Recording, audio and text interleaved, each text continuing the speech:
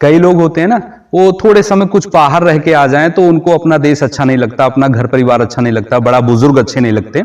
तो ऐसे ही एक महानुभाव थे, वो विदेश से पढ़ाई लिखाई करके अपने देश में आए। जब अपने देश में आए तो यहाँ की सड़कें और यहाँ की बिजली व्यवस्था, नेटवर्क का इशू, बड़े वो परेशान रहते थे। एक दिन वो अपनी बड़ी वाली कार में बैठकर और अपने एक रिलेटिव के यहां जा रहे थे। अब रास्ते में एक बड़ी नदी थी और उस पे एक सकरा पुल था। जैसे ही उस पुल पे वो चढ़े भाई साहब, थोड़ा आगे गए ही होंगे कि उनका एक टायर पंचर हो गया। जैसे अब वो परेशान, पहले ही वो देश को कोसते रहते थे यहाँ की व्यवस्था को, आज वो और परेशान हो गए। तो उन्होंने जैसे तैसे स्टेपनी खोली और जो है ये टायर इसमें, इसका गाड़ी का टायर खोला और स्टेपनी उसमें लगाने की कोशिश करी, और जो उसका नट होता है उसको उन्होंने पुल के रेलिंग पे रख रखा था। अब वो स्टेपनी जैसे लगा के और नट लगाने के लिए मुड़े पीछे की ओर, तो ये उनका कोहनी लगी और तीन के जो उनके चार के चारों नट थे वो पानी में गिर गए। अब वो और परेशान कि अब क्या करें, और वो सोचा अब मैं क्या करूं, अब मैं क्या करूं, बड़े परेशान थे। सामने से एक चरवाहा अपने जानवरों को चराकर वापस आ रहा था, तो उसने उस युवक को देखकर पूछा कि भाई क्या दिक्कत है, मैं कुछ मदद करूं। अब उनके दिमाग में तो बैठा है कि ये अनपढ़ गवार क्या जानता है चक्का, क्या जानता है स्टेपनी।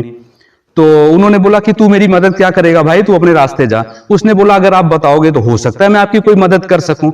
उन्होंने बोले देखो भाई मैं बड़ा परेशान हूं, मैं स्टेपनी लगाना चाहता था, मैं यहां पे नट रखा और मेरा नट सारा पानी में गिर गया, अब मैं आगे कैसे जाऊं। उसने बोला ले, इतनी छोटी सी बात, किस बात की चिंता है, मैं हूं ना, एक काम करो, नट गिर गया है ना, तो बस थोड़ी दूर की बात है, यहां से 4-5 किलोमीटर दूर एक मैकेनिक रहता है, आप वहां चले जाओ, लगवा लेना। अरे बोला क्या इस गाड़ी को मैं कंधे पे रख के ले जाऊंगा वहां पर, पहले चलनी तो चाहिए, आगे कैसे बढ़ूं। उसने बोला इतनी छोटी सी बात, कहता तेरे लिए छोटी बात हो सकती है, मेरे लिए तो बड़ी समस्या है।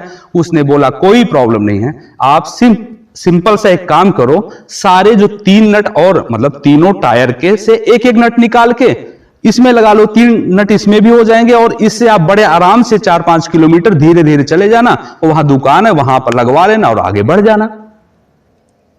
वो महानुभाव बोले वाह क्या जुगाड़ बताया इसने, तो उन्होंने वैसे ही किया और आगे पहुंच गए। अब वो सोचने लगे कि हर चीज पढ़ाई ही तो थोड़ी ना होती है, और यह सच है। कई बच्चे हैं, आप में से कई सारे हैं, कई बार सोचते हैं कि ये तो मेरे बड़े बुजुर्ग हैं, इनसे क्या पूछना, कोई चीज लेना है, कोई खरीदारी करना है, कुछ भी करना है, तो ये समझ के चले जाते हैं कि इनसे क्या पूछना, ये तो बड़े बुजुर्ग हैं, इनको तो पता ही नहीं इस बारे में। तो ऐसी गलती मत करना, क्योंकि जो हमारे बड़े बुजुर्ग होते हैं ना, इनके पास अपनी एक्सपीरियंशियल लर्निंग होती है, इन्होंने अभ्यास से सीखे हैं। हमारी मम्मी हैं, हमारे पिताजी हैं, हो सकता है कि ये हमसे कम पढ़े लिखे रहे हों या हमसे कम पढ़े लिखे हों, लेकिन यह हमारे लिए बहुत ही यूजफुल है। इनके पास जो नॉलेज है वो एक्सपीरियंस का नॉलेज है, हमारे पास जो नॉलेज है वो किताब का लिखा नॉलेज है। आप सबने किताब में पढ़ा ही होगा कि जो है सरकार जो होती है, जब चुनाव होता है, अभी हाल ही में चुनाव हुआ है, तो जो चुनाव होता है तो जो विधायक होता है, सारे विधायक एक जगह इकट्ठा होते हैं और विधायक दल का नेता चुनते हैं, और जो एक नेता चुना जाता है वही मुख्यमंत्री बन जाता है। ये आपने सिविक्स में पढ़ा होगा, नागरिक शास्त्र में।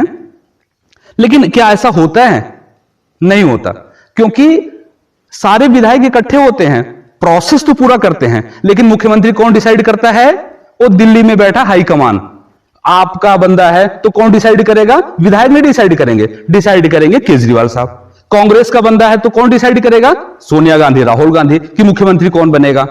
विधायक के पास कोई पावर नहीं है, जो है उनके हाईकमान के पास है। यानी जो हमने किताबों में पढ़ा है ना, वो सिर्फ पढ़ा है, लेकिन जो हमारे बड़े बुजुर्ग हैं जो पढ़े नहीं हैं, लेकिन उनके पास एक्सपीरियंशियल लर्निंग है। हम सबको उनके साथ बैठना चाहिए और उनके एक्सपीरियंस को लेना चाहिए, और उस एक्सपीरियंस से हम आगे बढ़ सकते हैं।